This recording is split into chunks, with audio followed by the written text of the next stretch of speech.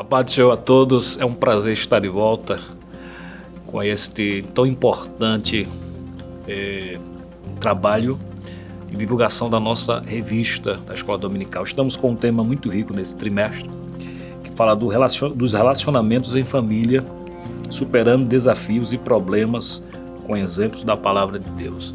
São vários exemplos nas 3 lições, narrativas onde a família está em foco tanto no Antigo como no Novo Testamento.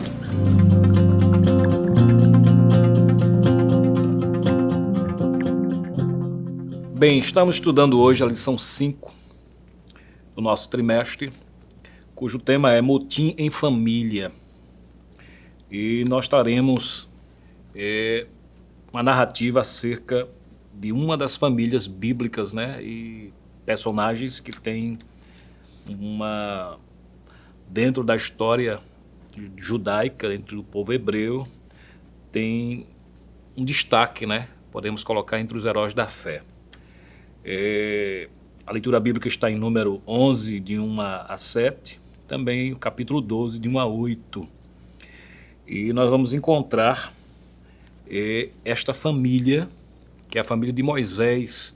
Vamos encontrar Moisés, vamos encontrar o seu irmão Arão e a sua irmã Miriam. Interessante que Miriam era mais velha, e vamos ver no episódio lá de Êxodo, quando Moisés nasce e seus pais, Joquebede, juntamente com o marido, né, ocultam o seu filho por um tempo, porque havia uma restrição entre os egípcios, né, de matar as crianças do sexo masculino. E eles guardam, e quando não conseguem mais manter o filho em casa, preparam um cesto de junco, né, e colocam o seu filho nesse cesto nas águas do rio, provavelmente o rio Nilo, né?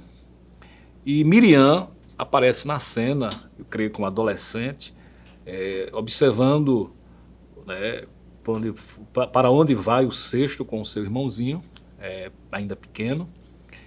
E ela tem um papel importante quando ela se apresenta à filha de Faraó e faz a sugestão, claro, dentro de uma direção de Deus, para que alguém cuidasse daquela criança, e quem iria cuidar seria sua mãe, né? Então vamos ver Miriam tendo um papel importante, né, na história entre os hebreus, na história bíblica, nas narrativas bíblicas. E nós vamos encontrar aqui, primeiro ponto da lição, fala dessa influência negativa da murmuração em família. Estamos estudando sobre famílias. E essa palavra murmuração, no primeiro ponto, primeiro subponto, diz assim nasce um motim, né? E a explicação é que motim refere-se a atos declarados explícitos de desobediência ou uma reação de forma negativa, né, contra as regras de ordens que estão estabelecidas para um grupo social, né? Regras de ética, de comportamento correto, né? E essa palavra murmuração vem de vários termos hebraicos dentro das narrativas do Antigo Testamento e do Novo Testamento, que tem a ver com resmungar. A pessoa que murmura é como se estivesse resmungando, né? Sussurrar, um discurso sempre semi-articulado. Também significa maldizer e também difamar. E nós vamos ver dentro dessa realidade a influência negativa da murmuração que aconteceu por parte de Miriam e por parte de Arão, não é?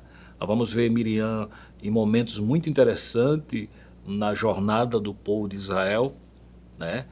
Pela saída do Egito, melhor dizendo, até chegar na terra.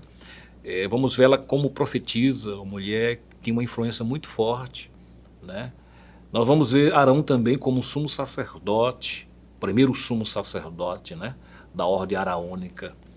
E cada um com posições elevadas dentro do povo, né, ou dentro da estrutura da formação da nação de Israel. digo, formação da nação de Israel para que essa nação ocupasse o seu território, que seria mais na frente o encargo de Josué, o sucessor de Moisés, né? Na visão, no plano eterno de Deus, de levantar uma nação, para essa nação ser luz para as demais nações, né? E dessa nação vir o Messias. Então, tanto Miriam como Arão tinham um papel importante, tinha dons e para desenvolver dentro da liderança de Moisés ou com Moisés, né?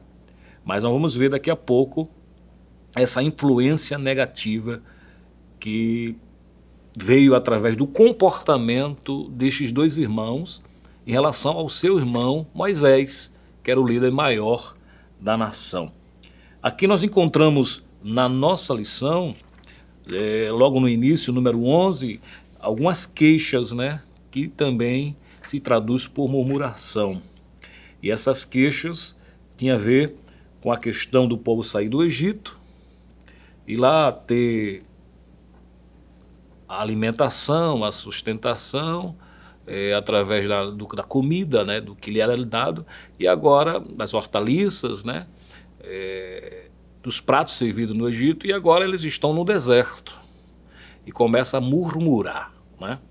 Nós também temos a segunda queixa, essa segunda queixa está em Números 11, 4 a 7, que nós encontramos o povo murmurando acerca da alimentação que Deus supria, que era o maná, né?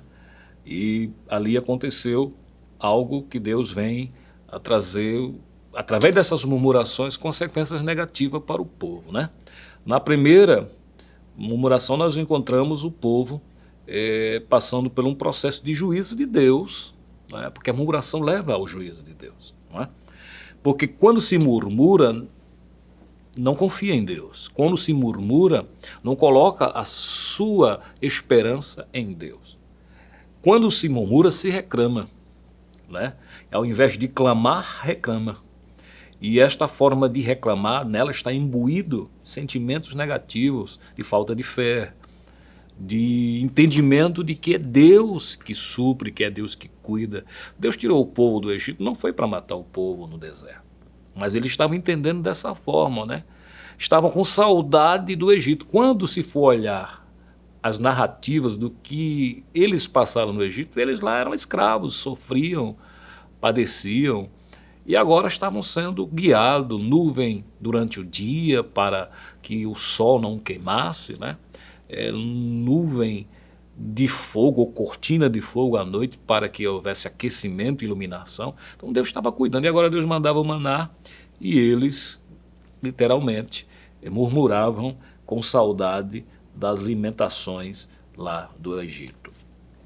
Mas no quarto subponto nós encontramos já a terceira queixa, e aqui nós vamos para a questão do que acontece com estes dois, a murmuração dentro da família. Essas murmurações do povo atingiam Moisés, com certeza, mas agora a murmuração dentro do próprio seio familiar atingia muito mais, né?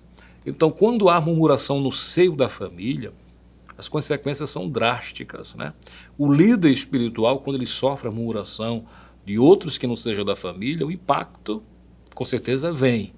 Mas quando a murmuração parte do seio familiar, com certeza, isso aí se agrava.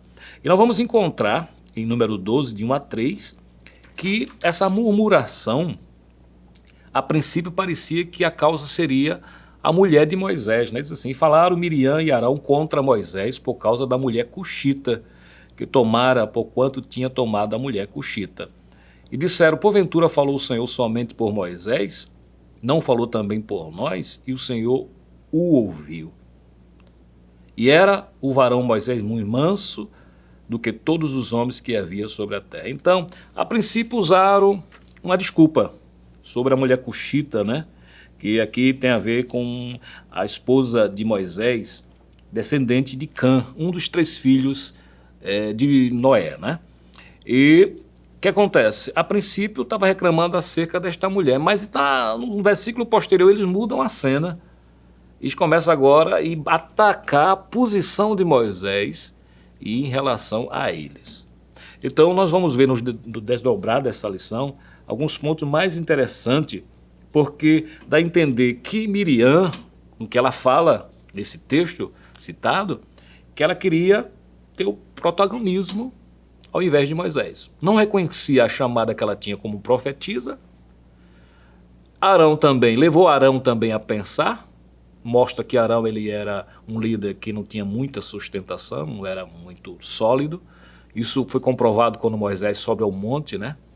E para receber as tábuas da lei, as informações de Deus. Lá embaixo Arão é persuadido pelo povo a levantar um bezerro de ouro, né? Então, aqui mostra que Miriam, por ser mais velha, também tinha essa força, essa ingerência sobre o seu irmão, e levou ele também a ir de encontro a Moisés. E aqui eles estavam querendo protagonizar uma posição que não era deles, né? Às vezes na família surge isso aí. Dentro do decorrer da lição nós vamos ver assuntos, né, diversos, no caso de José e tantos outros que sofreram também por conta da posição na família, né? Então aqui vê um sentimento de inveja que invade o coração de Miriam e ela persuade o seu irmão Arão. E a princípio parecia que a causa era a mulher cuxita, mas no versículo posterior nós vemos que a questão não era essa. Era apenas uma desculpa, porque o murmurador geralmente usa um pano de fundo, a cortina de fumaça, para depois declarar de fato o que está atingindo o seu coração, que é a inveja por a posição de outrem. Bem, no segundo ponto da nossa lição nós temos o motivo da rebelião de Miriam e Arão. Falamos há poucos minutos já antecipamos a questão da inveja, a inveja que entrou no coração de Miriam. A inveja de querer uma posição que não é sua. O invejoso, ele busca estar no lugar de outro, ou de outrem, né? Ele deseja fazer o que o outro faz, ter o que o outro tem. E aqui mostra que Miriam, mesmo sendo uma mulher de Deus, uma profetisa, criada num lar de uma formação sólida, tendo a sua participação, como falamos no início, até no cuidado de levar Moisés a ser cuidado pela própria mãe, naquele processo lá, no início do nascimento do seu irmão. Mas Miriam, que ao passar o Jordão, junto com as mulheres, cantou louvor a Deus, tinha o dom da profecia, ou profetizava, queria não só isto, queria algo mais, e levou o seu irmão Arão a compartilhar das ideias, né? E isso gerou algo negativo. Eu vou reler o texto aqui de número 12 e 2, diz assim: porventura falou o Senhor somente por Moisés? Ou seja, será que Deus só se utiliza dele? Será que só ele pode ser usado? Isso na família é terrível. Isso na família cristã é terrível. Imagine no seio familiar, pessoas que têm sangues na veia, da mesma fonte, da mesma origem, da mesma estirpe. Não é? Isso com certeza feriu o coração de Moisés, né? A inveja se instalou no coração desta mulher e também do seu irmão, levando a um sentimento que corrói, né? Que é corrosivo. É um sentimento advindo de um desejo de estar no lugar de outra pessoa. Isso não era qualquer pessoa, era o seu próprio irmão, né? Então nós vamos ver que é uma questão muito séria, a questão da inveja. A inveja tem trazido muita sequelas para as famílias, dentro do seu familiar. Nós sabemos que tudo nasce na família, né? Tudo começa, se desdobra e é concluído na família. E dentro dessa realidade, o motim aqui, que, segundo o subponto, promoveu o motim aqui por esses dois, né? Miriam e Arão, Miriam tomando a frente. É interessante que Miriam que fica leprosa. Alguém já disse que Arão não ficou leproso porque ele era sumo sacerdote, ele tinha a estola sacerdotal, ele tinha as 7 vestimentas sacerdotal do sumo sacerdote, né? Tinha as pedras do peitoral, tinha urim e tumim, tinha as pedras em engaste, toda aquela, né, utimentária, e alguém já disse que ele não foi ferido por conta disso. Isso é uma interpretação incorreta do texto bíblico, né?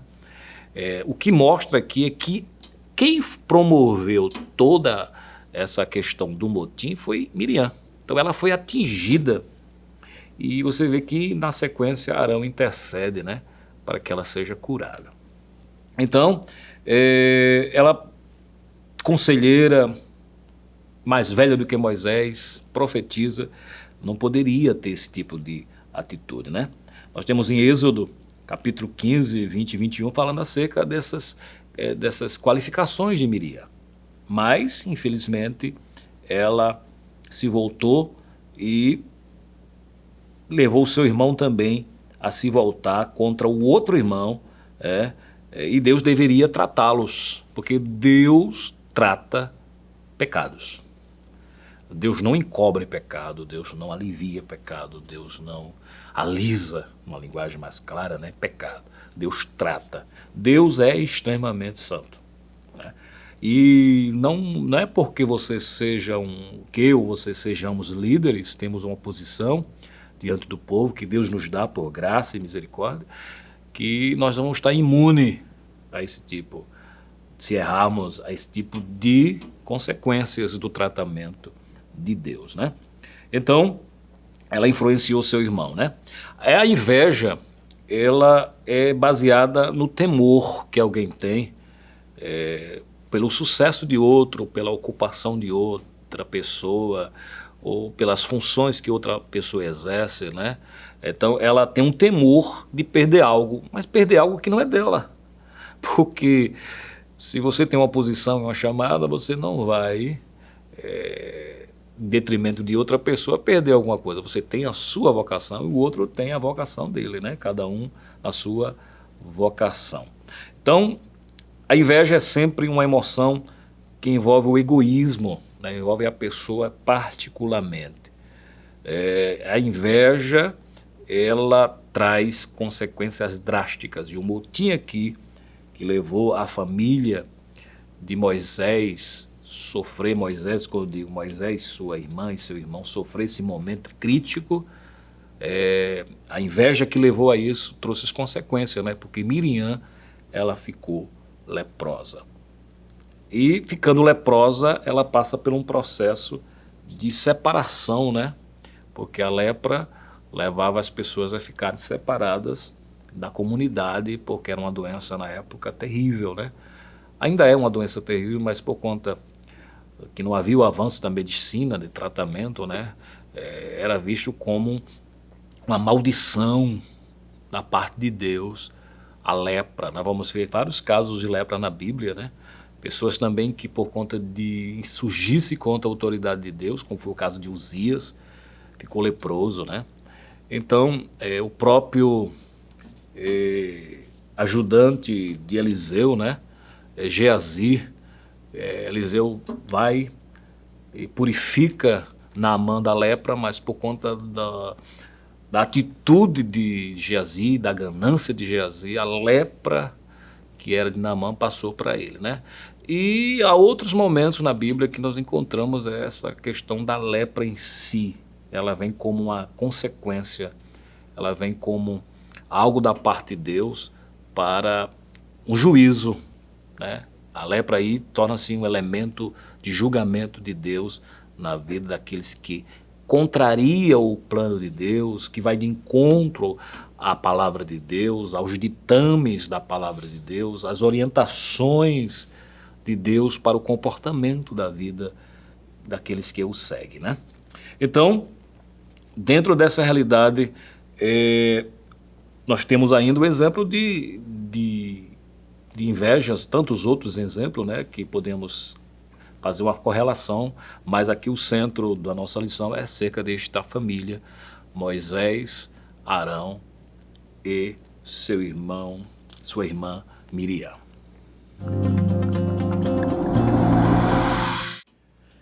O terceiro ponto Nós temos Moisés, um homem manso e humilde. Nós encontramos aqui uma qualidade, ou qualidades de Moisés, que foi o contraponto para a atitude de Miriam e de Arão, né? E nós encontramos que lá em Mateus 5:5, dentro das bem-aventuranças de Jesus no seu sermão do monte, bem-aventurados os mansos, porque eles herdarão a terra, né? A mansidão vai de encontro a qualquer rebelião, a qualquer motim, a qualquer investida de inveja, né? Quando uma pessoa trata o assunto com mansidão, ele desenvolve em si algo da parte de Deus que não é dele, não é inerente à sua personalidade no sentido dele ser puro. Apesar que Moisés é visto como um homem manso e humilde, mas essa qualidade de Moisés, você vai observar que não era algo próprio dele, era algo que Deus concedera a ele para liderar o povo. Mas esse Moisés que é manso e humilde, você vai ver na narrativa biográfica dele, que teve um momento que ele se irou, né? Teve um momento que Deus mandou ele falar a rocha, e ele não falou a rocha, ele feriu a rocha 2 vezes, né? Então, com ira, e por conta disso, ele não foi permitido a ele, né, entrar na terra prometida. Então havia um fardo de liderança sobre Moisés, muito grande. A liderança de Moisés era uma liderança que tinha um número muito grande de pessoas para ele acompanhar, assistir e passar as leis de Deus.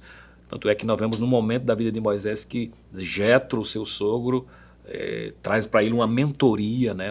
Ensina ele pelo Espírito de Deus, com certeza Jetro foi o instrumento de Deus, dizendo a ele que ele dividisse esse peso, senão ele morreria e levaria o povo também à morte, né? À estagnação, não é? Então houve a punição de Miriam e Arão, já falamos antecipadamente, essa rebelião da inveja destes 2 irmãos acendeu a ira de Deus, né? E por isso foram convocados juntamente com Moisés para fora da tenda. Números 12:4 fala isso, deixa claro isso aí. E o Senhor desceu na coluna e disse assim: olha, eu falo por sonhos, né? Eu falo por revelações, mas com Moisés é diferente. Com Moisés eu tenho um relacionamento diferente. Deus tem um relacionamento com cada um de forma diferente. E Moisés era o líder maior, né?